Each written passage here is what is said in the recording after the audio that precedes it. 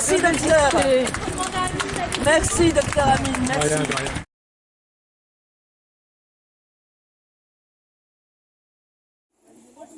Donc, on va essayer de parler avec Amine Oumlin.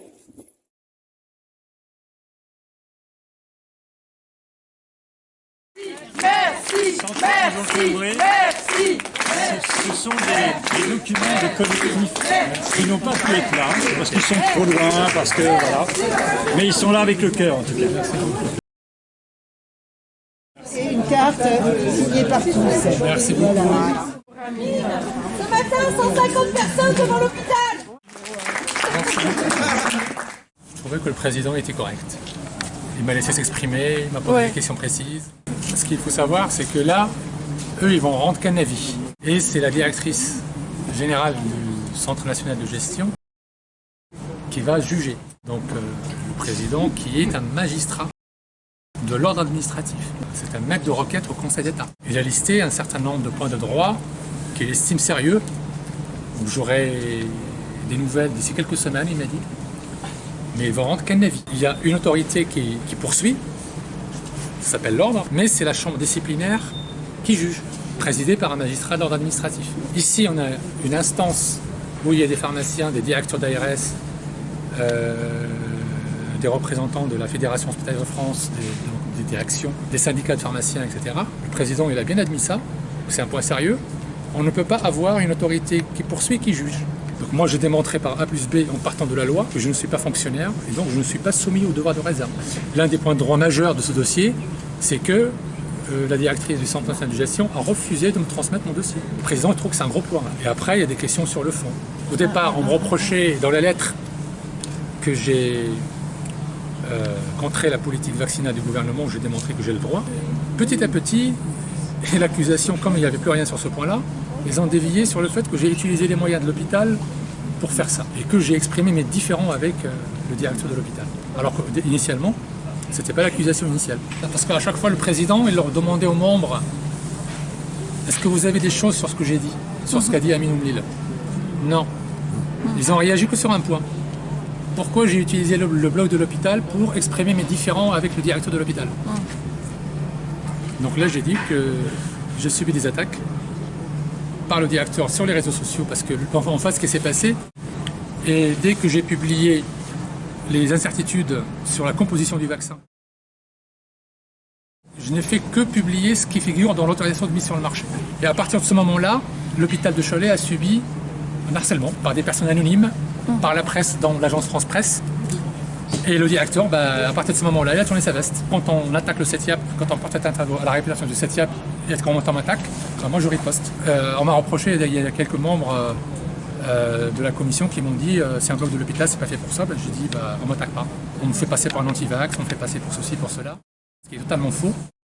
Et là, je vous dis, le premier élément qui a été souligné dans le rapport qui est fait par un rapporteur, c'est que les compétences d'Amine Oumlin ne sont pas remises en cause, elles ne sont pas contestées. Il a produit de nombreux témoignages par des professeurs, etc. Ça, c'est pas remis en cause. J'avais une propagande anti-vaccinale contre le gouvernement.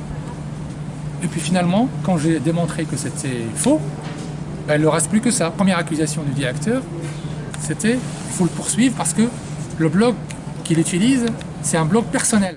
Donc il m'avait demandé d'enlever le nom de l'hôpital, etc. Non, c'est pas un blog personnel, c'est un blog de l'hôpital. Et après, il a admis. Donc rien que ça, normalement, ils auraient dû le poursuivre sur cette dénonciation. Qu'en droit pénal, on peut estimer, un magistrat de droit pénal peut estimer que c'est une dénonciation calomnieuse. Donc il me dénonce auprès de l'autorité de sanction par des choses fausses. Et il me demande, il fait semblant comme c'est... Je leur ai démontré que j'ai toujours gardé un cap, c'était de défendre le consentement des personnes. Si une personne veut se vacciner, elle a le droit. J'aurais expliqué que c'est pas possible de voir des autorités constater qu'on n'a pas de données chez la femme enceinte et en même temps recommander, ça peut bien se passer comme ça peut mal se passer. Et donc j'ai montré que la composition, elle n'est pas finalisée. C'est-à-dire qu'ils attendent des preuves sur la substance qui agit, sur les excipients, sur le processus de fabrication, sur le fait que les lots ils peuvent ne pas être reproductibles. C'est marqué comme ça. Ils attendent des preuves. Je me suis interrogé comment ils ont pu commencer des essais cliniques, comment ils ont pu surtout vacciner toute une population. Ce qu'ils constatent étant décalage avec les recommandations. Je vous ai rendu l'information accessible, comme c'est mon rôle, comme c'est le rôle du CETIAP. Qu'est-ce que vous allez faire maintenant? J'attends. Vous avez tous les éléments sur le CETIAP. Les sanctions, donc ça va. Là aussi, c'est un problème de droit. Tout ce qui est sanction, punition, ça doit être défini par la loi. Et non par décret. Pas par le pouvoir réglementaire, mais par le législateur, le Parlement. Pour les fonctionnaires, directeurs d'hôpitaux, tout ça, c'est défini par la loi. Pour nous, praticiens hospitaliers, médecins pharmaciens, c'est défini par le pouvoir réglementaire. Donc là, il y a un gros point de droit aussi, que le président a relevé aussi. Il a dit que c'est sérieux aussi.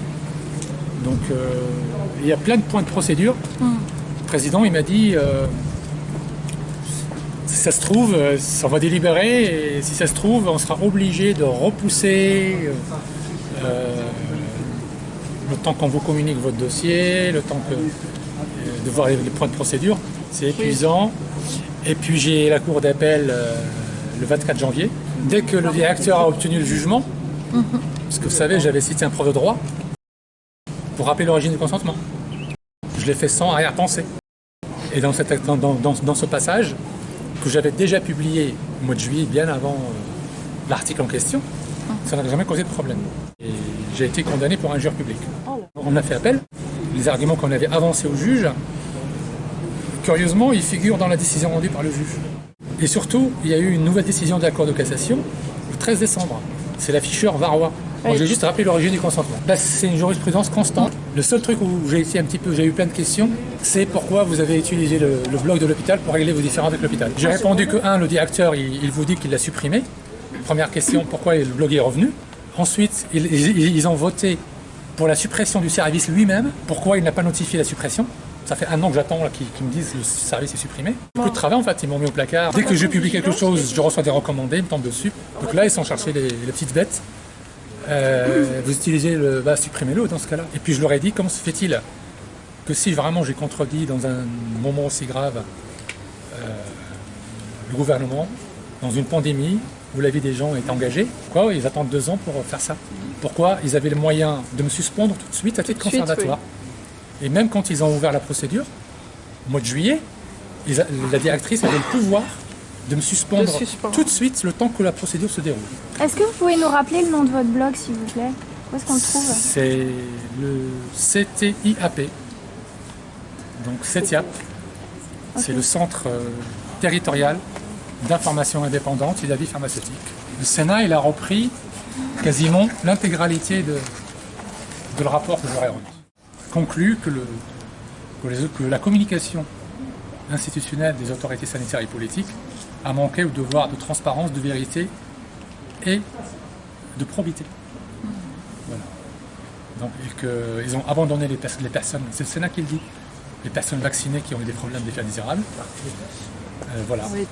Voilà. Moi, le Sénat ne m'a fait aucun reproche. Il n'a relevé aucune erreur de raisonnement. Ici, ils ont écrit que toutes mes compétences ne sont pas contestées. Donc, si mes compétences ne sont pas contestées, il est où le problème? Le problème, c'est est-ce que j'ai le droit de le dire ou pas? Le président, il a dit effectivement, si il vous reproche un manquement de devoir de réserve, si vous n'êtes pas soumis au devoir de réserve, il n'y a plus de manquement. Là, je préfère attendre, je ne peux pas me prononcer. Donc les sanctions, on m'a posé la question de sanctions. Donc la directrice générale du CNG peut donner un blâme, un avertissement en montant dans la gravité. Un avertissement ou un blâme sans convoquer le conseil. Pas besoin de l'avis du conseil. Elle n'est pas partie sur ça. Elle est partie sur des sanctions lourdes, donc elle a besoin de l'avis du conseil. Donc c'est rétrogradation d'échelon avec perte de salaire, suspension maximale de 6 mois avec suppression totale ou partielle du salaire, mutation d'office ou révocation. Vous n'avez pas à m'en remercier parce que je fais mon travail.